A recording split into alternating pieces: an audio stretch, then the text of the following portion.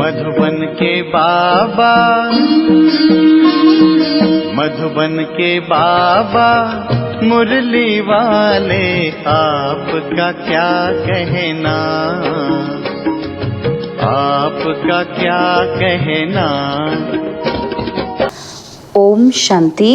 आज 8 मई 2024 के साकार मधुर महावाक्य हैं। आज मीठे मीठे बाप दादा बोले, मीठे बच्चे, विश्व की सभी आत्माएं अनजान और दुखी हैं। आप उन पर उपकार करो, बाप का परिचय देकर खुशी में लाओ, उनकी आंखें खोलो। बाबा कहते हैं, मीठे बच्चे, विश्व की सभी आत्माएं अनजान और दुखी हैं। आप उन पर उपकार करो, बाप का परिचय देकर खुशी में लाओ, उनकी आंखें खोलो।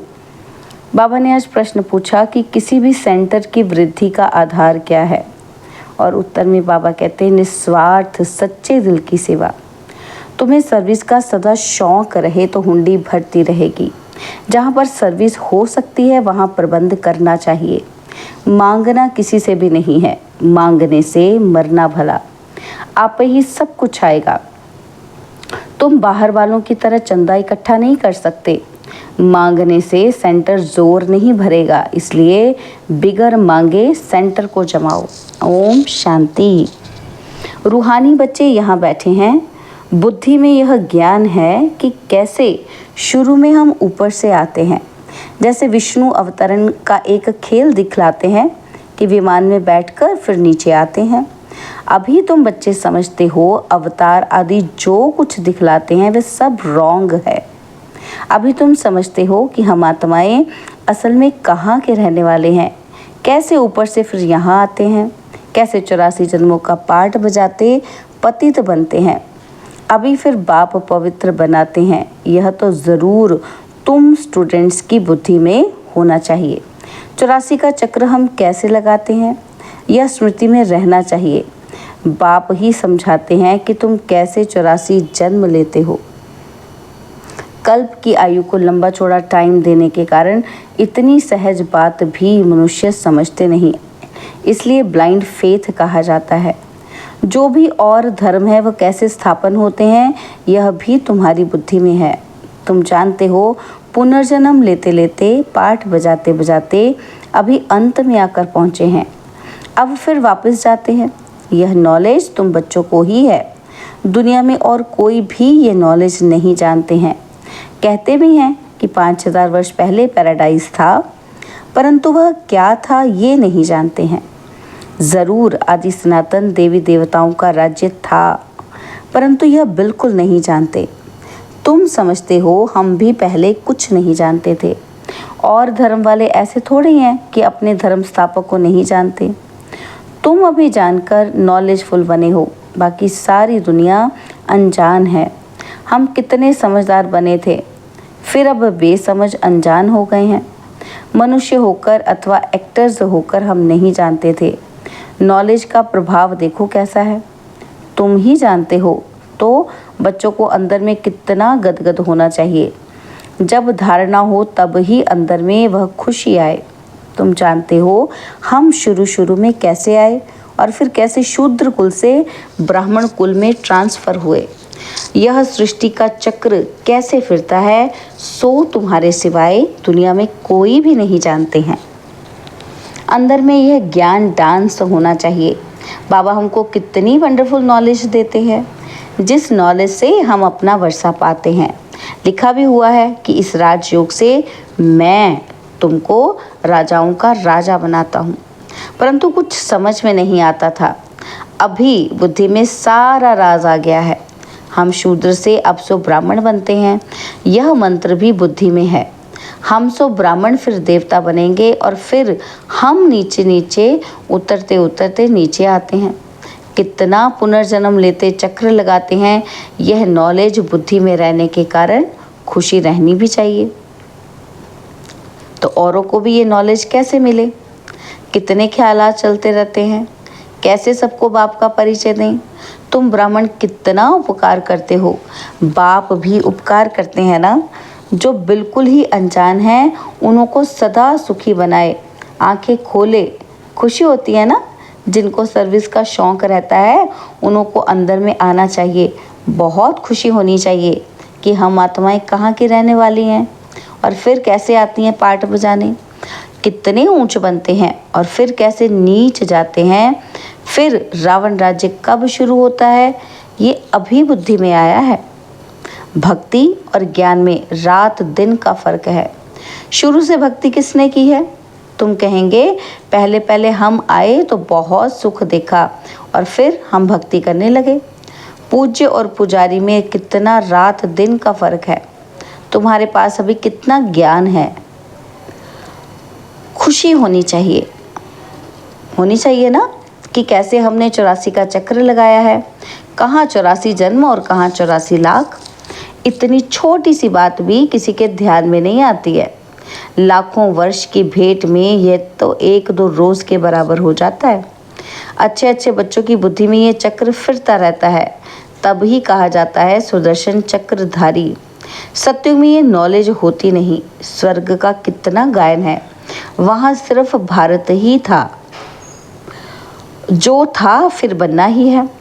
बाहर से तो देखने में कुछ नहीं आता है, साक्षात्कार होता है। तुम जानते हो ये पुरानी दुनिया अब खत्म होनी है और फिर नंबरवार हम नई दुनिया में आएंगे। आत्माएं कैसे आती हैं पाठ बजाने, वह भी तुम समझ गए हो। आत्माएं ऐसे कोई ऊपर से उतरती नहीं है जैसे नाटक में दिखाते हैं। आत्मा तो इन आंखों से कोई देख भी ना सके। आत्मा को बाबा कहते कोई देख ही नहीं सके। आत्मा कैसे आती है और छोटे शरीर में कैसे प्रवेश करती है, ये बड़ा ही वंडरफुल खेल है। यह पढ़ाई ईश्वरीय है। इसमें दिन रात ख्यालात चलने चाहिए। हम एक बार समझ लेते हैं, जैसे कि देख लेते हैं, फिर वर्णन करते हैं। आगे जादू वाले लोग बहुत चीज़ें निकाल दिखाते थे। बाप भी जादूगर, सौदागर, रत्नागर है ना, तो कहते हैं ना बाप को। तो आत्मा में ही सारा ज्ञान ठहरता है। आत्मा ही ज्ञान सागर है। भल कहते हैं परमात्मा ज्ञान का सागर है, परंतु वह कौन है, कैसे वह जादूगर है, ये किसी को भी नहीं पता। आगे तुम भी नहीं समझते थे और अभी बाप आकर देवता बनाते हैं। अंदर में कितनी खुशी होनी चाहिए। एक बाप ही नॉलेजफुल है, हमको पढ़ाते भी हैं। यह सिर्फ तुम बच्चे ही जानते हो। यह दिन रात अंदर में सिमरन चलना चाहिए। यह बेहद के नाटक का नॉलेज सिर्फ एक बाप ही सुना सकते हैं और कोई सुना ही ना सके।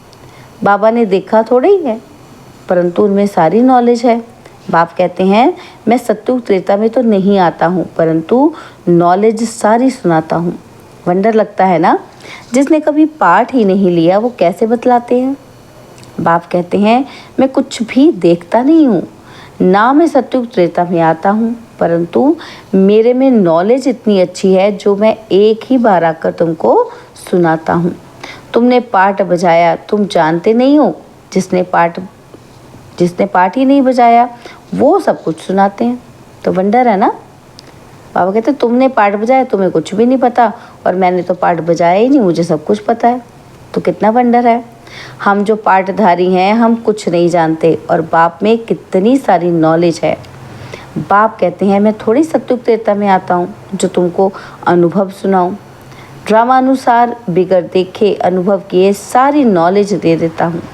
कितना वंडर है, मैं पाठ बजाने आता हूँ, है ना। तो बाबा कहते तुमको सारा पाठ समझाता हूँ।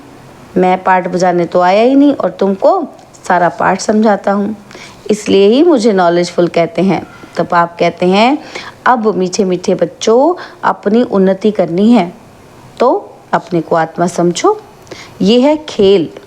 तुम फिर भी ऐसे ही खेल करेंगे, देवी देवता बनेंगे और फिर अंत में चक्र लगाए मनुष्य बनेंगे। वंडर खाना चाहिए ना। बाबा में ये सारी नॉलेज कहाँ से आई? उनका तो कोई गुरु भी नहीं। ड्रामा अनुसार पहले से ही उनमें पाठ बजाने की नूंद है। इसको कुदरत कहेंगे ना। हर एक बात वंडरफुल है। तो बाप बैठ नई नई बातें समझाते हैं। ऐसे बाप को कितना याद करना चाहिए। 84 के चक्र को भी याद करना है। यह राज भी बाबा ने ही समझाया है। विराट रूप का चित्र कितना अच्छा है। जो लक्ष्मी नारायण अथवा विष्णु का चित्र बनाते हैं वही दिखाते हैं कि हम कैसे 84 जन्मों में आते हैं। हम सो देवता फिर क्षत्रिय वैश्य फिर शूद्र, यह सिमरन करने में क्या कोई तकलीफ है? बाप है नॉलेजफुल, कोई से पढ़ा थोड़ी है, ना शास्त्र आदि ही पढ़ा है।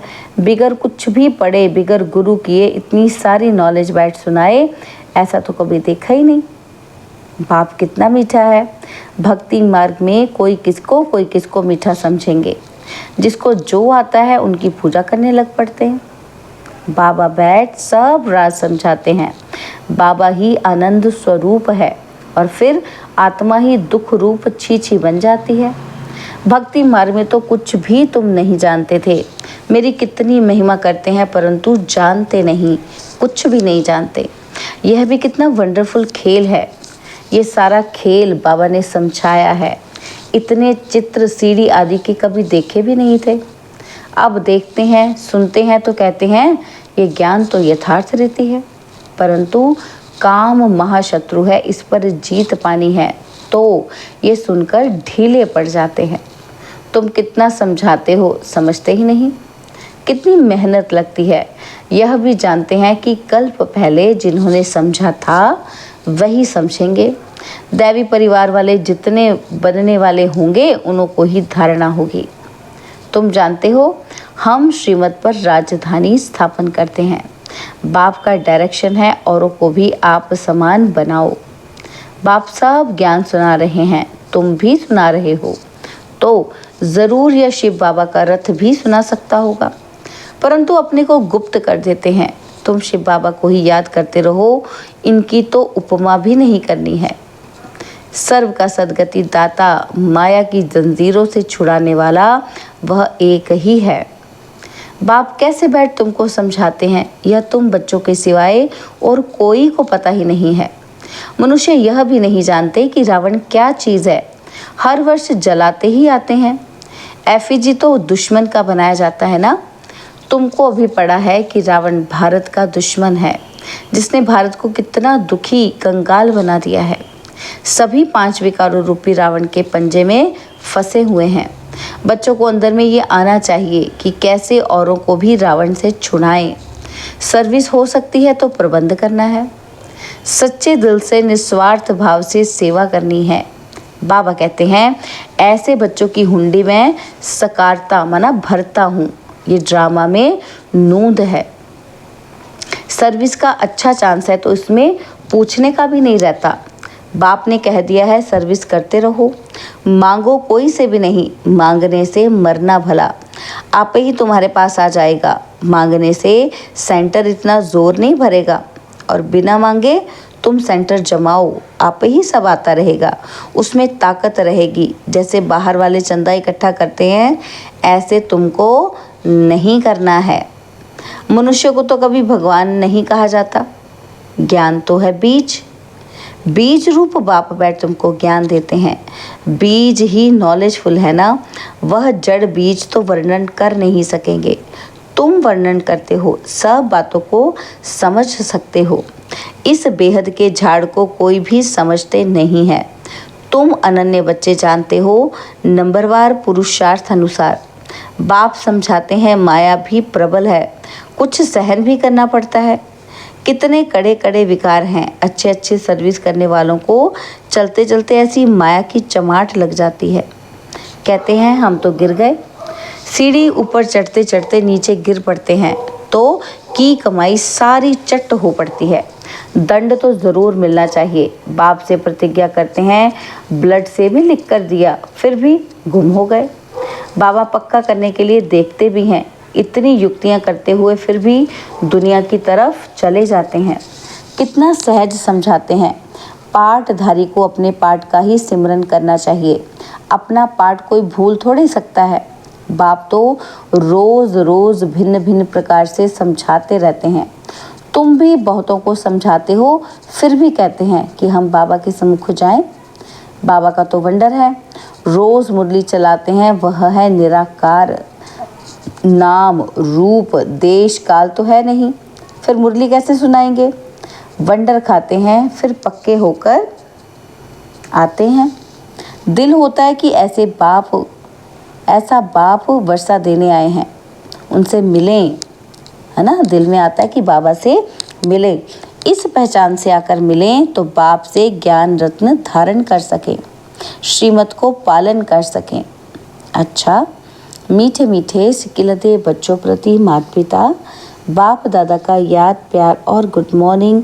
रूहानी बाप की रूहानी बच्चों को नमस्ते। हम रूहानी बच्चों की रूहानी बाप दादाजी को दिलवा जान सिकवा प्रेम से नमस्ते।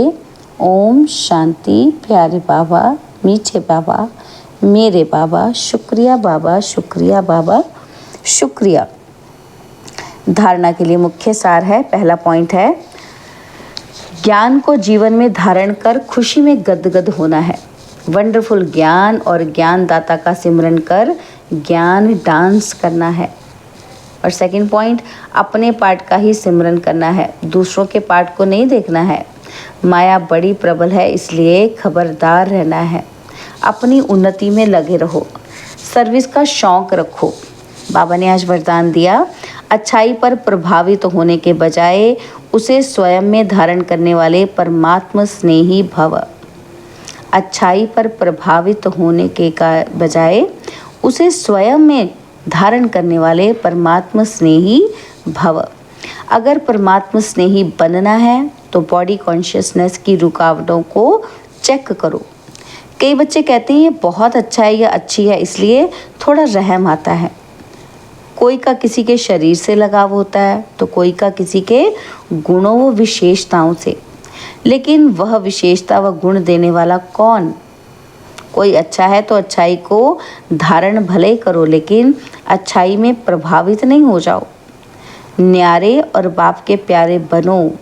ऐसे प्यारे अर्थात परमात्मा स्नेही बच्चे सदा सेफ रहते हैं। स्लोगन है, साइलेंस की शक्ति इमर्ज करो तो सेवा की गति फास्ट हो जाएगी। साइलेंस की शक्ति इमर्ज करो तो सेवा की गति फास्ट हो जाएगी। ओम शांति।